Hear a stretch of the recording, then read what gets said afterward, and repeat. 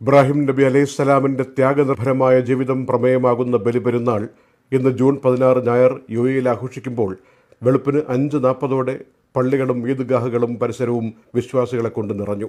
4000-ലധികം വർഷങ്ങൾക്ക് മുമ്പ് ഇന്നത്തെ ഇറാഖിലെ ഉർ എന്ന പ്രദേശത്ത് ജനിച്ചതായി വിശ്വസിക്കപ്പെടുന്ന ഇബ്രാഹിം നബി അലൈഹിസ്സലാം 2000-ഓളം കിലോമീറ്റർ വരുന്ന മലകളും മരുഭൂമിയും താണ്ടി ഇന്നത്തെ സൗദി അറേബ്യയിലെ മക്ക താഴ്വരയിൽ അക്ഷരാർത്ഥത്തിൽ ഒരു പ്രവാസിയായി എത്തുകയും ദൈവിക കൽപ്പനപ്രകാരം മകനെ ബലി നൽകാൻ തീരുമാനിക്കുകയും ചെയ്തെങ്കിൽ ഇന്നും ആയിരക്കണക്കിന് വർഷങ്ങൾക്കിപ്പുറം ഓരോ പ്രവാസിയും കുടുംബത്തിലെ പലതും തിരിച്ചുകൊണ്ട് തന്നെയാണ് പ്രവാസ ലോകത്ത് ജീവിക്കുന്നത്.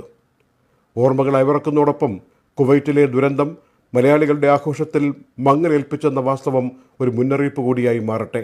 മാറുന്ന കാലത്തിനും കാലാവസ്ഥയ്ക്കുമിടയിൽ പിടിച്ചു നിൽക്കാൻ പ്രതിജ്ഞയെടുക്കേണ്ടത് കൂടി ഈ ഈദ് മുബാറക് വേളയിൽ ഓർമ്മപ്പെടുത്തുന്നു. ഇത്തവണത്തെ പെരുന്നാൾ ഫാമിലിക്കൊപ്പം